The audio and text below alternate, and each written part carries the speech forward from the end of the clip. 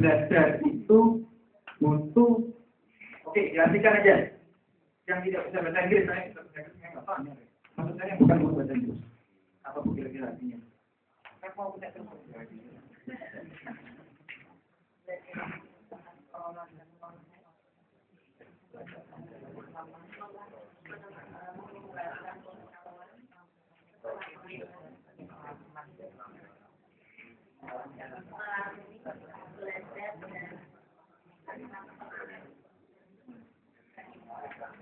Ya, kadang-kadang kutipan dalam bahasa Inggris atau kalimat yang menyebabkan siswa suka dan suka, mau dan mau, harus menerjemahkan, itulah arahan untuk mengajak siswa fokus ke depan lagi.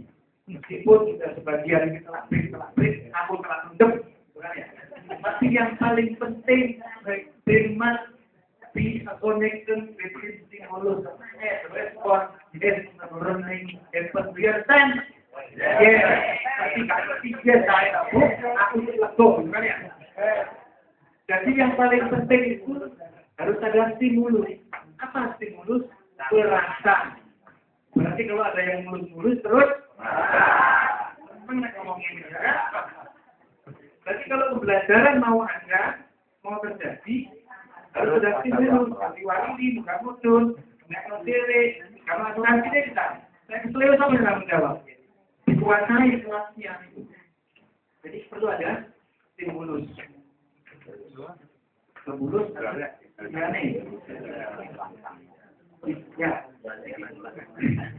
Dan pembelajaran itu akan meningkat kecepatannya kalau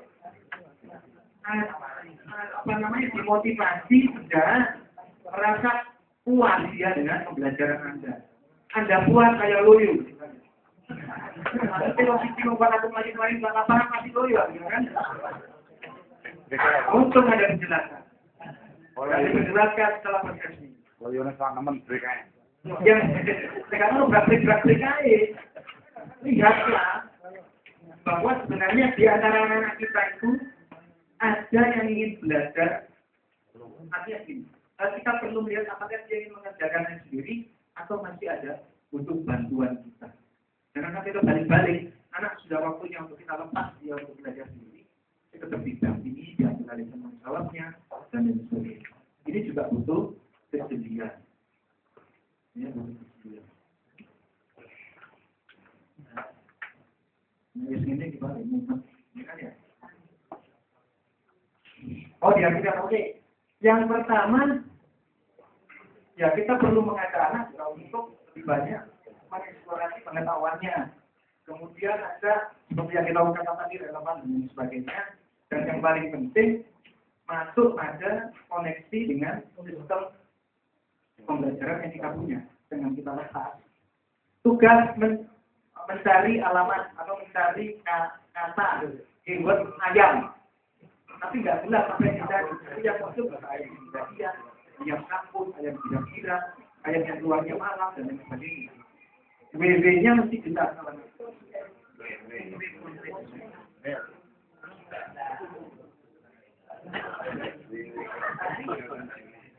Supaya datang susah, ini bagaimana manfaat materi yang Anda kembangkan. Kalau teks nanti ada seperti ini.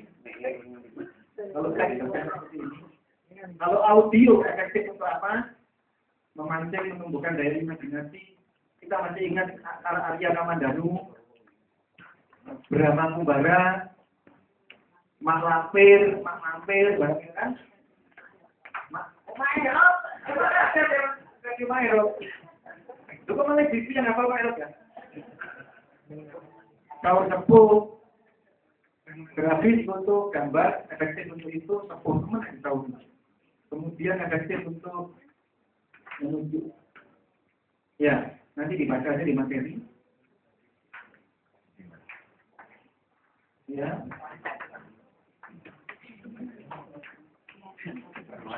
Jadi inilah kompetensi baru yang penting. Anak Google itu tidak memiliki kemampuan untuk memilah dan memilih siapapun yang cerdik. Arek ini dengan kalimat yang sama muncul semua tayangan. Kalau mesti tunjukkan KTP dan sebagainya nggak mungkin. Pokoknya klik rokok, oke, pertama keluar segala macam. Makanya kalau salah ngasih alamat, anak-anak kita bisa tersesat. Untuk collecting, untuk creating, untuk sharing, dan lain sebagainya, untuk meeting bukan meeting ya. Nah, meeting itu dan untuk jurnal online. Diteruskan yang panjenengan nanti di samping membuat rumah belajar, blogspot maupun YouTube-nya dikembangkan untuk pembelajaran panjenengan. Kemarin saya ajari secara gampang untuk buka YouTube maupun blogspot.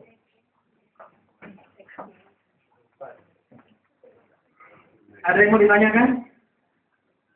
Kalau face-to-face learning, lingkungan kelas-kelas maksud saya, kelas dalam kelas, ruang kelas, menjadi formal classroom, computer laboratory maupun science laboratory. Surabaya biasanya science itu digalakkan ya Pak. Kemarin waktu kita dikumpulkan Pak Iksan buat saya itu kita mau berkembang memperkuat science-nya. Ini bergantung pada titik strateginya. Yang tadi kita sudah belajar tadi. Kalau content learning, ya tergantung kondisinya juga sebenarnya. Itu bisa dimanfaatkan untuk diskusi maupun forum. Kemudian LS, learning management systemnya bisa dimanfaatkan dan semuanya bisa dimanfaatkan. Dan kita bisa manfaatkan network itu untuk kegiatan diskusi pembelajaran. Kita tadi sudah berikan contoh bahwa dengan problem-based learning, anak-anak bisa memecahkan masalah melalui pengalaman secara real. Pengalaman memperbesar data learning 400 kali melalui mikroskop. Itu tidak bisa diterangkan, dia mesti punya pengalaman muter, kadang-kadang pengalaman memecahkan kaca preparat, ya kan, pengalaman salah dalam itu. Itu pengalaman akan membuat dia dapat memecahkan persoalan, termasuk diantaranya tadi ada evaluasi model game. Nah, sedangkan kepada personalized learning-nya lebih pada kemampuan pribadi. Dorong mereka untuk need of assessment-nya muncul dalam beraspirasi.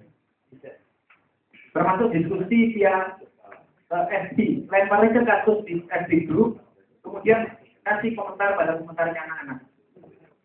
Di kelas pun kita jadikan pembelajaran. Fleksibel.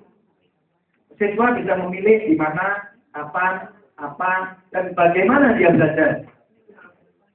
Ya, ini termasuk di antaranya learning management system. Ya, ini sudah aplikasinya. Sehingga anak-anak bisa belajar dengan lebih baik.